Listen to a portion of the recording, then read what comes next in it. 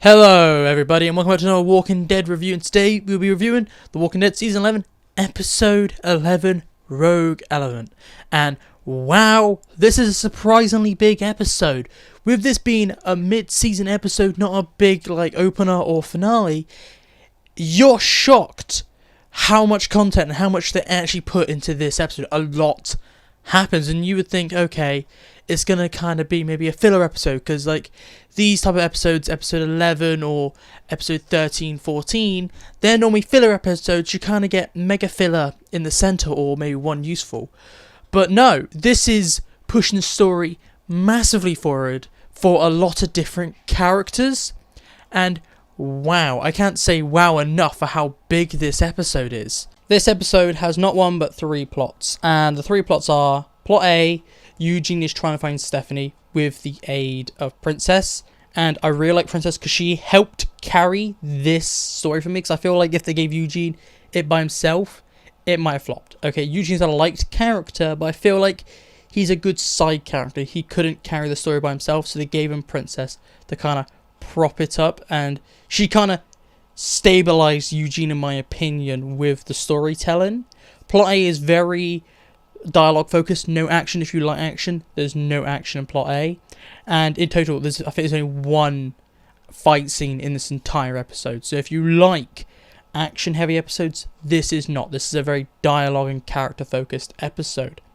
Plot A drives Eugene's story forward by so much. I really like the acting from Josh McDermott. He really carries this episode with his acting. When he's broken at the end of the episode, you feel broken too. Plot B is the Connie and Kelly part of this episode, and this plot is about Connie and Kelly just trying to find out what happened previous episode at the ball.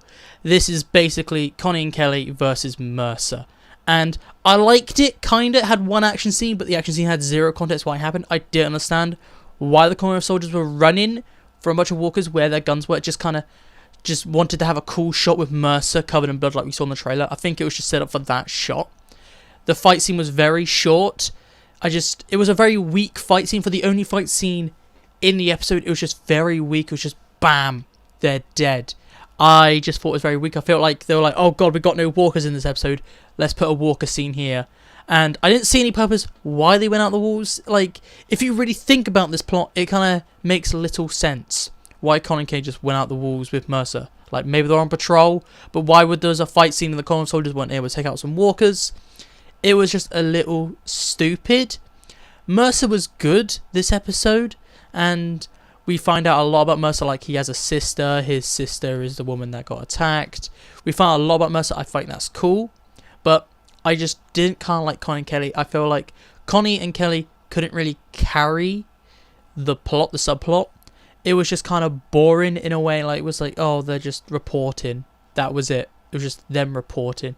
Now, Plot C is even worse in my opinion, because at first I was quite excited about Plot C because it was Carol and Lance, and right at the start of the episode I was like, oh yes. However, they didn't do as much as I liked. I would rather this be a Plot B and had a bigger story, because Lance factors into Plot A, so I feel like this should have been a Plot B, not a Plot C. And it literally is Carol and Lance go somewhere, they're trying to deal with some drug dealers.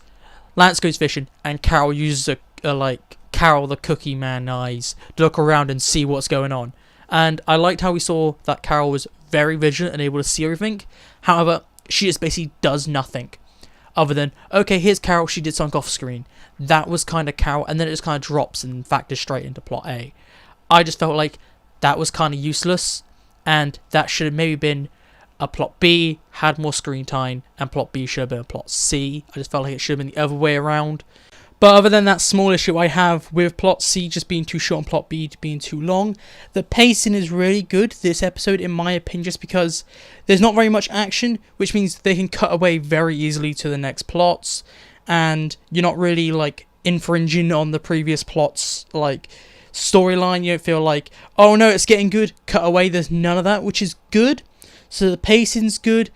The acting is good. I really like the acting from Lance. You do get a sinister vibe off him. Lance, so far in this Commonwealth story, out of all the Commonwealth characters being introduced, he is my favourite. I didn't like Pamela last episode because she just felt too flaky.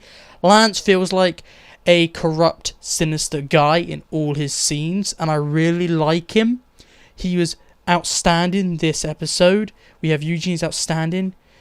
Princess was just fun. Carol was there, but she didn't add too much. I didn't like how we're getting shafted with how little we're getting Carol quite a lot this season so far. So we got shafted with Carol. I didn't really care about Connie and Kelly. Now, let's talk about the endings in a very vague way. So, slight spoilers, be warned. So, plot B, I just felt like it was a very bad ending. I didn't like it. Basically, a magic clue appears up at their doorstep for Connie and Kelly. And this basically means we're going to get more of their reporting story, which I didn't like in this episode. I felt like it was just a bit there. Didn't really fit into the episode.